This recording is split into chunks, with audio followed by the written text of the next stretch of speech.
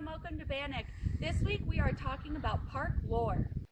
Of course, the most famous story of lore from Bannock is the Vigilantes and the Outlaws. So we are going to talk a little bit about why they were created, what happened once they were created, and the lore surrounding these stories. During the gold rush, crime was very common and often followed each gold strike. People were fighting to survive and get rich in an area usually with no police, justice system, or state government. If someone committed a crime, people felt they needed to take the law into their own hands to find any justice. According to Bannock citizen Frenier, Bannock was made up of the, quote, very worst characters from all parts of the United States, and if there is such a place as hell, this must be the back door. People taking justice into their own hands, of course, led to more violence, and when the main activity in a mining town was drinking, it tended to escalate quickly. According to Bannock citizen Emily Meredith, I don't know how many deaths have occurred this winter, but that there have not been twice as many is entirely owing to the fact that drunk men do not shoot well.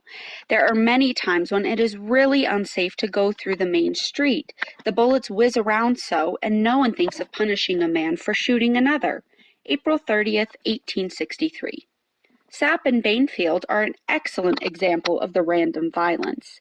They were two men drinking and gambling in a saloon, and when one accused the other of cheating, they both stood up, drew their guns, tried to shoot each other, missed, and instead shot a man sleeping in the corner.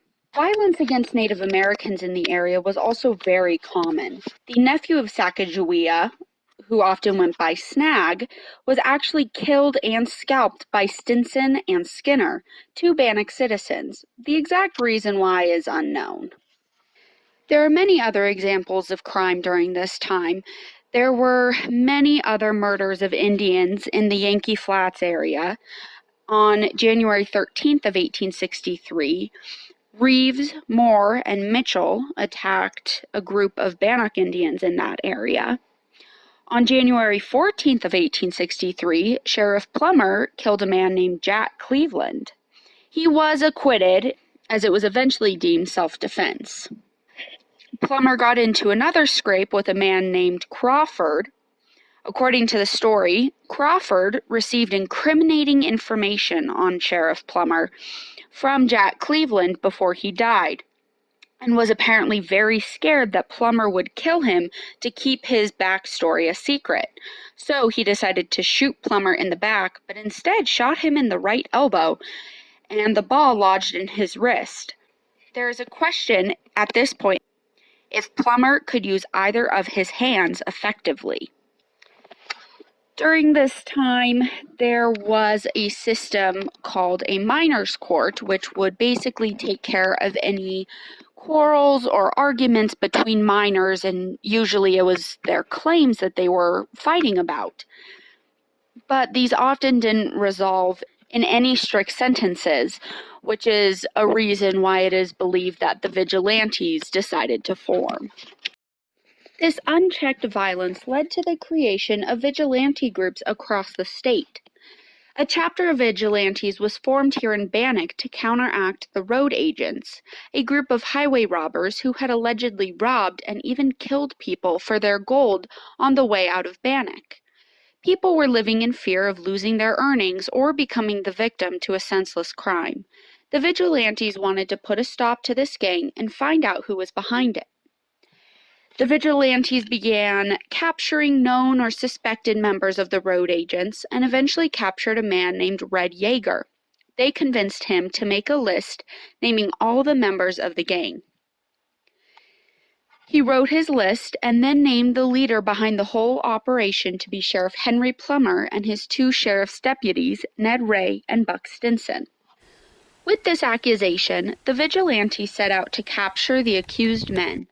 Plummer and his sheriff's deputies were captured and all hung on January 10th of 1864 at the gallows, the same gallows that Sheriff Plummer had ordered to be built. No one knows exactly where Plummer is buried, so at one point they built a fake gravestone for him, But it is known that after his death, his arm was stolen from his corpse, and local kids stole his skull and took it to the Bank Exchange saloon. Just as crime could flourish with no checks, so could vigilantism. Based on records, the vigilantes hung 25 people in 6 weeks. None of these people were ever tried or technically proven guilty. The excessive violence and rogue gangs were part of the main reason politicians felt Montana Territory needed to be created, so that there could be stronger systems in place, such as courts and police, to prevent this. The lore surrounding the story has grown over time. The vigilantes use the numbers 3-7-77, but to this day no one knows exactly what they mean. There are many theories, such as that they represent important dates, train ticket prices and locations, or even the dimensions of a grave. They are also the lodge number for the first Masonic temple here in Bannack. Today, they can actually be seen on highway patrol cars. Because the vigilantes were supposed to be a fairly secret organization, there is not much known about them to this day. We know some of the original members, but that's about all. All of these stories are still considered lore, though, because there are barely any primary documents or first-hand accounts of these events, and those that do exist, such as the accounts documented by Bannack citizen Thomas Dimsdale, often contradict each other. Maybe one day we will learn more about them, but for now they remain lore.